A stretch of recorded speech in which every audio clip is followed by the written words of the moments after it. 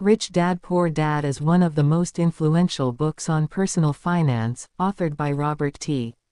Kiyosaki. The book contrasts two different approaches to money and life that the author observed growing up.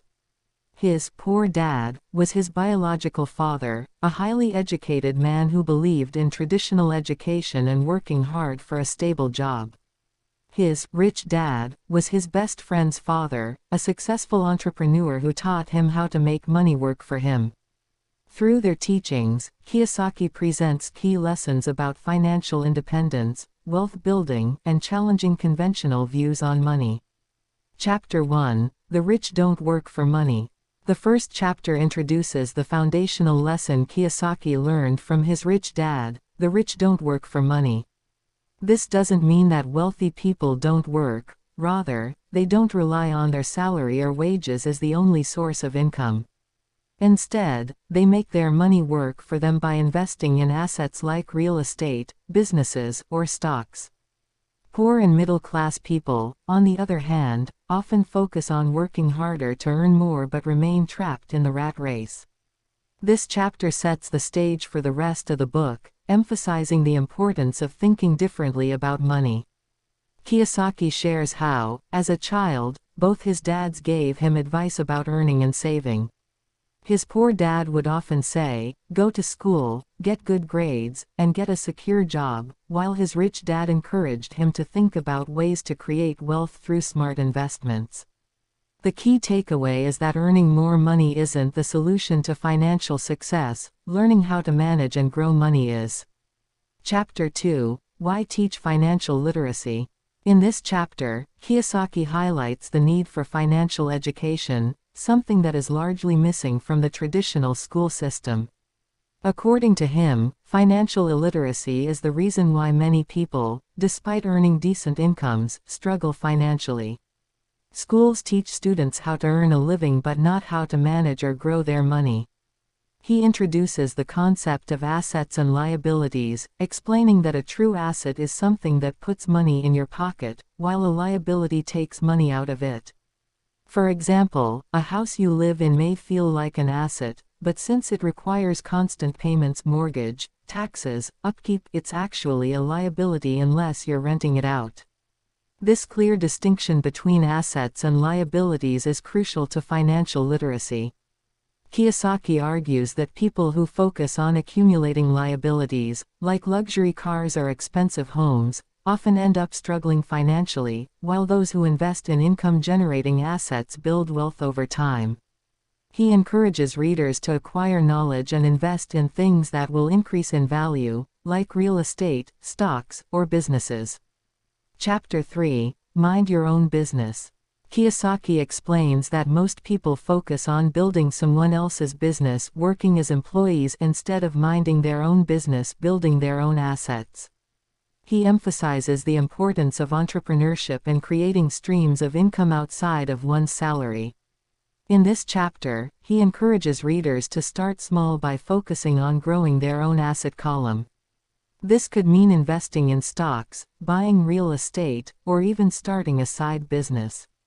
The idea is to build something that generates income independently of a job. Kiyosaki also points out that the rich often own corporations, and he highlights the benefits of understanding how corporations work.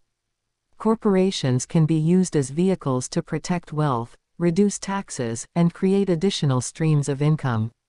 He stresses that entrepreneurship doesn't necessarily mean quitting your job immediately, but it does mean thinking strategically about how to build and protect your wealth. Chapter 4: The History of Taxes and the Power of Corporations. In this chapter, Kiyosaki delves into how the rich legally pay fewer taxes than the poor and middle class. He explains that taxes were originally introduced to tax the rich but ended up affecting the middle class more. The rich, on the other hand, learn how to use the law to their advantage through corporations and smart tax strategies.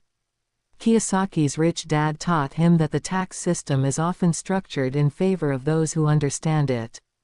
He shares that corporations provide benefits like tax deductions and can help shield personal wealth from heavy taxation. He urges readers to learn about taxes and how they work in order to keep more of what they earn. The takeaway here is that financial knowledge gives people the power to make the system work for them instead of against them. By setting up legal entities like corporations, people can take advantage of tax benefits and protect their wealth. Chapter 5: The Rich Invent Money. In this chapter, Kiyosaki explores the concept of financial creativity. He argues that opportunities to make money are everywhere, but most people are too focused on their jobs or too afraid of taking risks to see them. The rich, on the other hand, invent money by taking calculated risks, using their knowledge, and thinking outside the box. He shares real-life examples of how he and others have turned simple opportunities into profitable ventures. For example, Kiyosaki bought undervalued real estate, improved the properties, and sold them at a higher price, generating significant returns. The lesson here is that financial success requires creativity and a willingness to take risks. Kiyosaki encourages readers to invest in developing their financial intelligence and learning to recognize opportunities. He emphasizes that wealth is not about luck but about preparation and the ability to act when the right opportunity presents itself. Chapter 6: Work to Learn, Don't Work for Money. Kiyosaki's poor dad believed in job security and specialization, while his rich dad believed in becoming a generalist, acquiring a variety of skills that could open doors to new opportunities. In this chapter, Kiyosaki advises people, especially young readers, to focus on learning rather than simply earning. He shares his own experience of working jobs that helped him develop skills in sales, marketing, accounting, and investing. By acquiring a broad range of skills, Kiyosaki was able to build his own businesses and manage his finances effectively. He encourages readers to think of jobs as opportunities to learn and grow, rather than just sources of income. Kiyosaki also warns against the dangers of job security. He explains that relying solely on a paycheck leaves people vulnerable to economic downturns, layoffs, or changes in the job market. Instead, he advocates for constantly learning and developing new skills that can help create wealth in different ways. Conclusion: Overcoming obstacles. The final part of Rich Dad Poor Dad addresses the common obstacles that people face when trying to improve their financial situation. These include fear, cynicism, laziness, bad habits, and arrogance.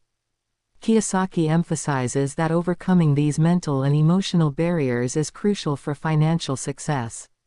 He encourages readers to take action despite fear or uncertainty and to continually seek out financial education. The key message of the book is that anyone can achieve financial independence if they are willing to challenge conventional beliefs about money, learn continuously, and take control of their financial future.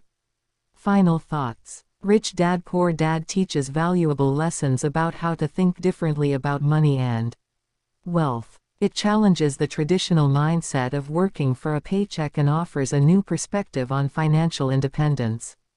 Kiyosaki's engaging storytelling, combined with practical advice, makes this book a must-read for anyone looking to improve their financial situation. The book emphasizes the importance of financial education, entrepreneurship, and investing in assets. It inspires readers to take control of their finances, think creatively, and work towards building lasting wealth.